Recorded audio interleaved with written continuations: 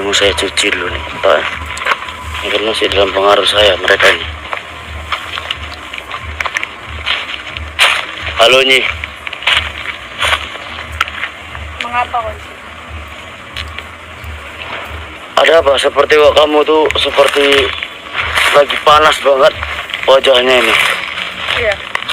Saya lagi menyimpan dendam dengan teman saya sendiri. Dendam? Iya. Dendam apa itu? Dia yang memulai perangan. Dia juga yang menuduh saya dan nyuruh minta maaf. Duh. Siapa yang tidak emosi? Wah, nggak bisa kayak gitu. Itu namanya egois. Tapi dia mengatakan egois saya yang besar. Saya yang disuruhnya minta maaf. Wah, nggak patut itu. Kalau kayak gitu, matikan aja tuh kayak gitu tuh. Iya. Itu Saya bukan sudah emosi. bukan teman namanya seperti itu. Teman itu harusnya saling melengkapi, saling menyadari. Kalau kayak gitu tuh, bukan teman. Dari awal dia yang menjorong-jorong saya. Dan saya juga tidak tahu siapa yang mengalihkan tangan saya sampai mencekik dia. Dan dia bilang saya dendam. Oh, Terus dia menyerang saya habis-habisan. wah. Setelah itu dia nyuruh aku minta maaf. Dia yang memulai peperangan. Aku yang dibilang egoisnya besar. Waduh. Siapa yang tidak emosi di sini? Wah, ya emosi lah. Saya pun kalau dengar cerita kamu kayak gitu tuh emosi saya ini. Jadi tujuan kamu kesini mah? Saya nggak sengaja lewat kok ada ribut-ribut, tapi sampai sini kok nggak ada orangnya gitu kan. Saya lihat kok seperti kamu sendiri gitu. Kok kayak mukanya emosi banget. Tenang slow. Duduk kita duduk. Kita duduk situ kita.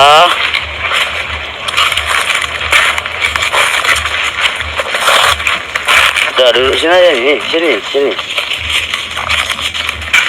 Udah kita duduk sini. Ngomong yang enak, yang slow. Jangan bawa Saya emosi. tidak bisa slow karena saya tuh udah emosi gitu. Ya saya paham.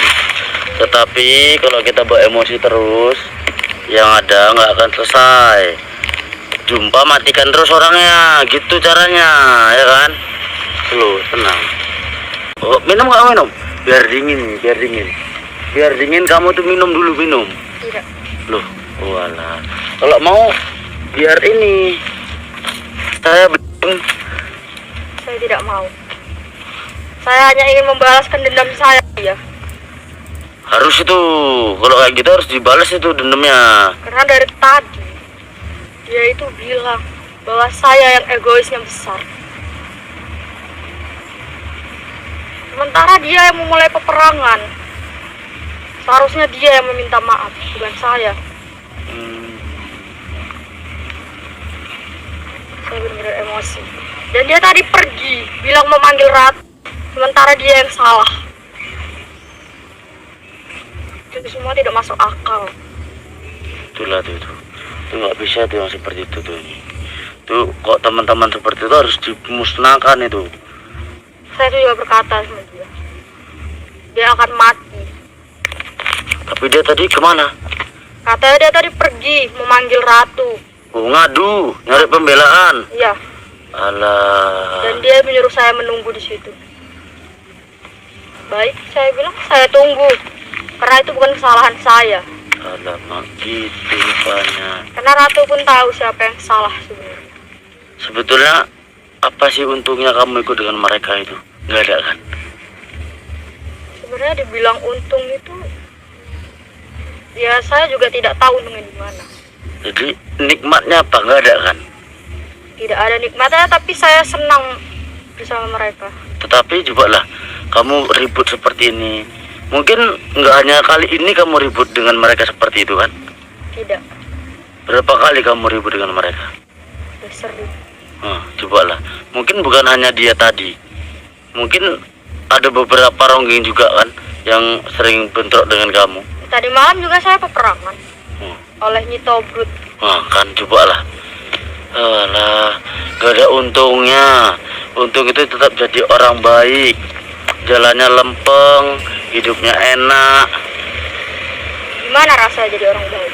Wah, kalau kamu mau tahu jadi rasa orang baik, ketika keluar warna, kamu tuh tidak akan merasakan sakit. Iya. Saya setiap ada warna, saya merasakan sakit. Coba kali ini kamu tuh dengan ikhlas ingin merubah menjadi lebih baik. Nanti kalau ada warna keluar, pasti kamu tidak akan merasakan sakit. Tapi saya juga takut. Jika saya merubah diri saya menjadi lebih baik, saya akan dihajar habis-habisan oleh ratu. Tenang, saya akan melindungimu. Kami siap menamengimu di belakang. Pokoknya, yang penting kamu bersungguh-sungguh. Kamu siap dengan memang benar-benar dengan diri kamu. Nanti kalau ada warna, pasti kamu tidak akan merasakan sakit. Tapi sepertinya seru menjadi orang baik. Seru dong. Karena setiap ada warna dan setiap ditolong itu dan menolong itu sepertinya asik gitu. Iya memang. Jadi orang baik itu enak. Iya. Saya melihat seperti kamu dan ini setiap ada warna itu selalu seneng. Kayak Itu. sepertinya baik. Gitu. Malah itu bisa menambah kesaktian. Maka itu Warna itu bisa bikin kuat gitu. itu adalah suatu energi dari mana sahabat-sahabat kita membantu. Tapi kami juga dapat energi juga dari ratu, selalu ditambah kekuatannya. Iya. Saya juga lelah harus berkelahi dengan teman saya sendiri seperti itu. Coba lah, berarti kan kalau semua berkelahi pun ya harus bertanding dengan ilmu gitu juga. Iya. Umat gue. Tidak dengan antek-antek karya, ya dengan teman sendiri pun harus dengan ilmu. Terima kasih Bu Siti Fatimah. Coba kamu lihat ini. Kenapa aku merasa sakit? Makanya kamu tuh harus ikhlas, harus siap. Jadi kalau memang aku ikhlas dan siap untuk taubat, aku tidak akan merasakan sakit lagi. Iya. Ini masih hijau loh nih, belum kuning. Kalau kuning nanti kayak mana nih? Aku kalau kuning bisu. Makanya itu coba dengan ikhlas. Terima kasih Ibu Siti Fatimah, berkabar kamu rezeki saya selalu. Semoga lancar rezekinya, amin. Tenang. Aku telepon kameramenku Denny dulu ya. Iya. Untuk Kamu mau ngapain? ini dapat rezeki Ah, dari Ibu Siti Fatimah. Kalau kamu mau minum, ya. jadi saya di sini harus benar-benar ikhlas. Ya iyalah, kamu tuh harus benar-benar ikhlas, tenangkan hati dan pikiran kamu. Tapi Dendam-dendam yang ada di hati kamu tuh hapuskan. Nah, kamu kalau ada warna pasti nggak ngerasakan sakit. tapi saya di sini tetap masih dendam sama teman saya tadi. Nah itu. Saya tetap benar-benar nggak bisa ikhlas. Pikiran jahat masih ada. Pikiran jahat saya masih ada. Jadi saya bakalan tetap merasakan sakit jika ada warna. Terima kasih Bu Siti Fatimah, berkabar kamu rezeki saya selalu. Jadi Masih hijau nih ya. Wi. tapi saya jika mencoba untuk taubat pun pasti ratu bakalan tahu. Dan saya pasti dianggap berkhianat. Gitu. Dan saya pasti bakalan diamuk oleh ratu. Ini kalau keluar emping, dia tepar, aku tinggal ini. Wi. Jadi saya juga sebenarnya lelah gitu ikut-ikut mereka, selalu berkelahi dengan teman sendiri. Nah makanya itu. Apalagi seperti tadi, sampai menyimpan dendam saya dengan dia. Dan dia malah mengadu sama ratu bahwa seakan-akan saya yang salah. Nah itu dia tuh nyari pembelaan. Dia itu nyari pembelaan nih, asal kamu tahu aja. Sepertinya iya, dia mencari pembelaan. Tapi sampai kapan saya harus dendam-dendaman sama teman sendiri? Nah itu makanya berubah menjadi yang lebih baik lagi. Tapi saya juga Siap, Ibu. takut. Kalau saya berubah menjadi lebih baik, saya takut seperti Nita Brut dan Ni Ayu. Mereka mencoba lebih baik, malah mereka yang disiksa. Makanya itu kalau kamu benar-benar tobat, kamu tuh jangan kembali lagi dengan mereka, jangan muncul-muncul lagi gitu. Kamu harus hijrah. Saya daftarkan pesantren nanti kamu. Tapi jika saya tidak ikut mereka dan tidak ini, saya tetap tinggal di sini. Saya mau tinggal di mana lagi gitu. Iya juga sih. Dia ini nggak tahu jati dirinya sahabat ini. Jika saya tinggal di hutan ini, pasti saya tetap jumpa mereka. Saya bakalan tetap dijadikan ronggeng lagi. Walaupun saya sudah jadi baik, walaupun saya udah benar-benar bisa gitu, ya saya tetap bakalan dijadikan ronggeng lagi jika ketemu mereka seperti Nyi Ayu. Jadi keluhan kamu yang menurut kamu paling kesel banget dalam diri kamu tuh saat perintah apa dari ratu kamu itu? Di saat disuruh mencari anak warga. Karena di situ pas mencari anak warga, Iya. pasti selalu saya berkorban. Di situ saya harus membawa dia benar-benar ini. Tapi di sisi lain, pasti di situ pasti ada membantu.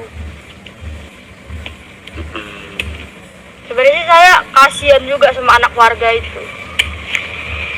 Karena sukmanya, raganya bakalan diambil. Dan sukmanya diganti. Sukmanya diganti. Berarti termasuk kamu juga ini. Sepertinya iya.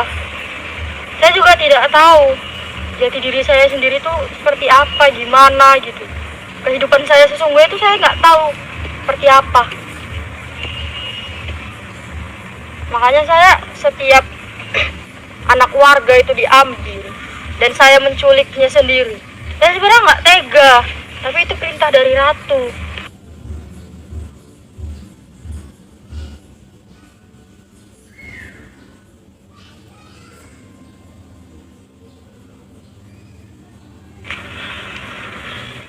Saya kasihan gitu.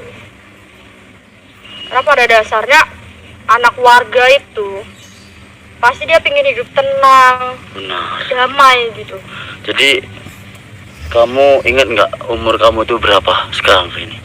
Umur saya 95 tahun. 95 tahun. Iya. Wih, Tapi saya tidak tahu umur raga yang saya pakai. 95 tahun wih. Belum. Mak. Dan saya juga tahu raga yang saya pakai ini berasal dari mana. 95 tahun. Karena saya itu dibangkitkan dan dimasukkan ke raga Siap, itu. Nur Halimah, ini saya yang buatin dia. Lagi saya gentam pakai tasbih. Dan saya ini pun tadi sama teman saya tadi ditugaskan untuk mencari Nyi Loreng dan sekalian mencari anak warga juga gitu kalau ketemu. Karena Nyi Loreng kan beberapa minggu ini kan tidak nampak tuh. Dan kami curiga kalau dia itu melarikan diri atau menobatkan diri, kami nggak tahu gitu. Ratu kami pun curiga, jadi kami disuruh mencari. Kasihan juga dengarnya, iya. Betul loh. Dan setelah itu kami mencari anak warga. Berarti Pas- kalau kamu tidak memakai raga ini, peot banget lah kamu ya. Ya mungkin gitu. Makanya kami selalu mencari tumbal, mencari mangsa, dan seperti mencari darah-darah manusia gitu agar selalu menjadi awet muda. Ini banyak nih yang komen ini ya kan. Nah, Kok kenapa kamu mirip Eyang Ronggeng? Ada sangkut pautnya ke apa gitu? Eyang Ronggeng itu seperti bunglon. Seperti Iya. bunglon. Iya, dia bisa merupai siapa aja. Seperti Basuro, Shinso, Guru, atau para ronggeng-ronggeng lainnya. Bahkan menyerupai manusia biasa pun dia bisa. Wah. Nih, dengar sahabat yang kalian bilang katanya mirip sama Eyang Ronggeng. Dia itu bisa menyerupai siapa saja, bahkan menyerupai pohon seperti mati gini aja dia bisa. Seperti pohon mati bisa. Iya, Oi, karena dia itu ya bisa merubah dirinya itu sekendak hati dia gitu loh. sendak hati dia ya. Iya, apa yang dia ingin lakukan, maka itulah yang dia lakukan. Wah, serem juga nih. Maka jika kalian bilang mirip Eyang Ronggeng itu dia itu banyak istirahat dan tidak pernah dia menampakkan dirinya di siang hari. Karena pada dasarnya Eyang Ronggeng itu dia akan turun jika ada peperangan besar. Hmm. Kalau kalian Tapi bilang, wajah asli yang ronggeng pekat ya. iya, wajah asli Eyang Ronggeng itu dia benar-benar hancur, sehancur-hancur. Tapi dia bisa membuat diri dia menjadi lebih wah, lebih cantik. Wah. Karena dia itu seperti bunglon. Ya bunglon itu di mana tempatnya pasti dia bakal menyerupai tempat Iya itu. betul nggak salah kamu. Waduh. Nah, kalian kalau bilang aku Eyang Ronggeng, kalian salah besar. Memang ya saya juga menilai kamu seperti itu juga sih. Seperti Eyang Ronggeng. Iya. Ya kalian salah besar kalau bilang aku Eyang Ronggeng. Cuman kan saya berpikirnya, sedangkan wajah aslinya aja peot, Iya. begitu kadang-kadang bisa berubah menjadi muda dan cantik kan gitu kan. Nah, saya juga berpikir seperti itu. Cuman para sahabat saya ini pada nanya seperti itu. Jadi ini saya tanyakan sama kamu. Jadi kalian udah jelas dengan sahabat. Kan nggak mungkin Eyang Ronggeng jadi ronggeng. Dia juga tidak mau menjatuhkan dirinya sendiri untuk menjadi lebih rendah diatur oleh ratu. Karena pada dasarnya dia lebih tinggi. Bahkan Kanda Brotoseno aja, Iya. mantan suaminya, Iya. tinggi lagi Eyang Ronggeng gitu. Setinggi-tingginya Kanda Broto lebih tinggi lagi Eyang Ronggeng. Tidak mungkin dia ingin menjatuhkan dirinya sendiri menjadi ronggeng. Iya betul. Jadi buat kalian yang bilang saya itu mirip Eyang Ronggeng itu kalian salah besar gitu loh. Buat apa saya ini Eyang Ronggeng menyerupai ronggeng? Dia juga tidak bodoh. Nih, Ya, ini kamu kamu apa? berubah menjadi ikhlas. Ini ada sedikit untuk kamu. Coba ini minuman kami, kamu minum. Nikmat Ini nggak? minuman kalian. Iya. Saya tidak pernah melihat. Nah, makanya itu coba diminum.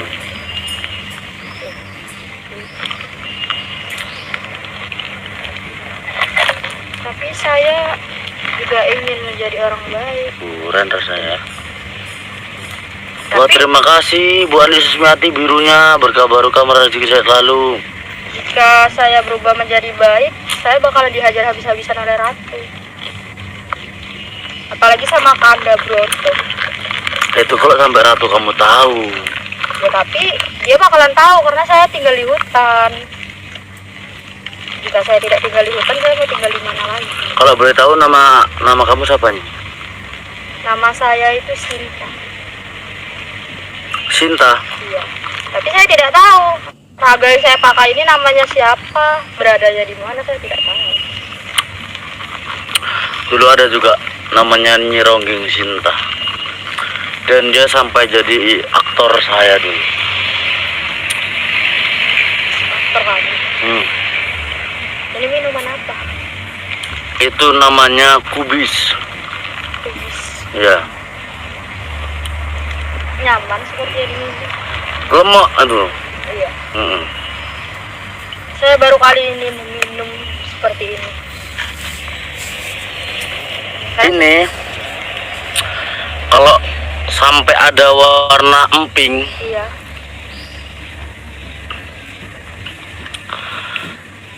kamu saya belikan ayam penyet.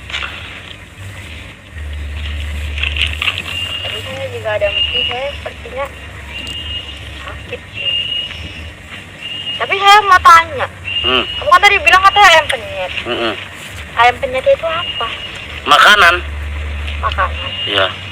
Memang kamu makanannya apa? Menyan sama kembang.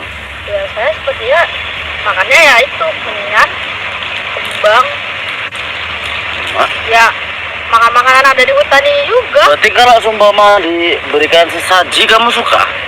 Iya. Waduh. Karena itu makanan kami. Karena asalnya kami itu dibagikan.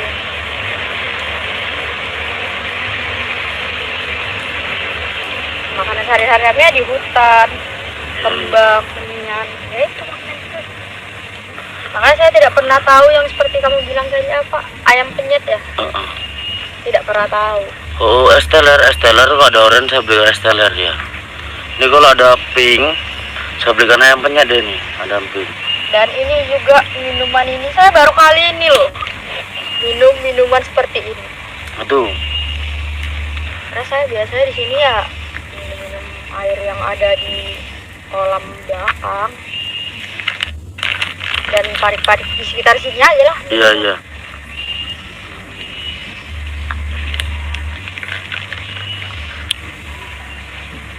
Saya juga capek menyimpan dendam seperti ini.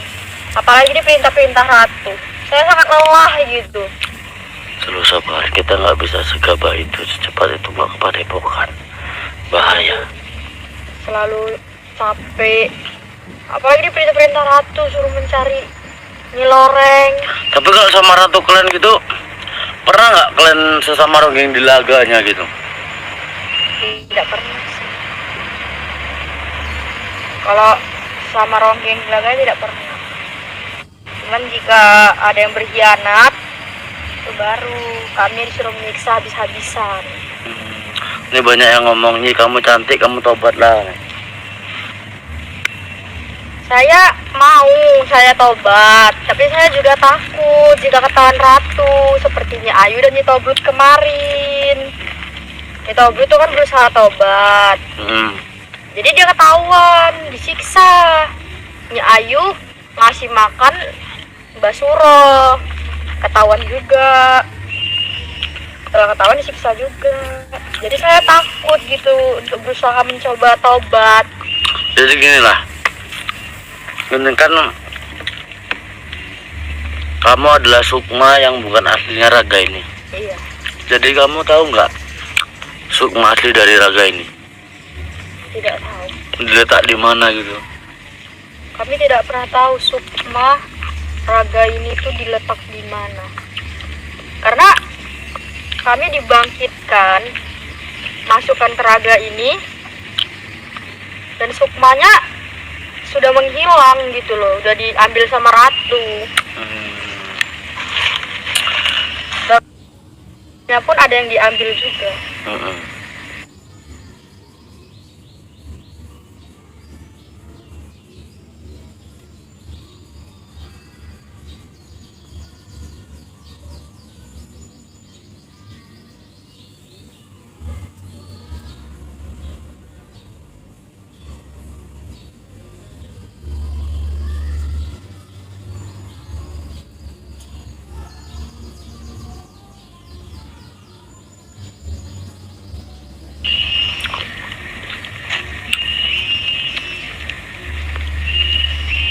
Ini Raga anak warga. Ya sebenarnya saya juga kasihan.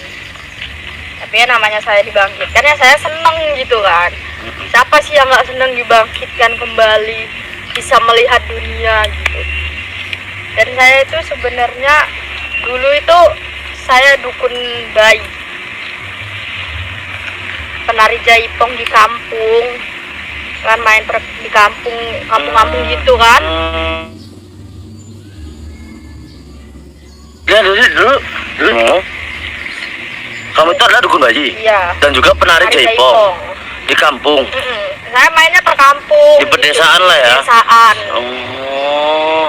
Makanya saya dibangkitkan sama ratu. Atas dasar apa dia membangkitkan? Atas dasar untuk membalas dendam. Karena dulu para anak-anaknya ya seperti ronggeng-ronggeng dia lah gitu kan. Itu ada yang dimusnahkan, bahkan ditobatkan oleh Karyo. Makanya dia membangkitkan para sukma-sukma yang sudah tidak ada dan menculik anak warga, mengambil raganya, membangkitkan sukma yang sudah lama terpendam untuk membalaskan dendam dia. Gitu ya. Iya. Makanya dia sangat benci dengan Karyo.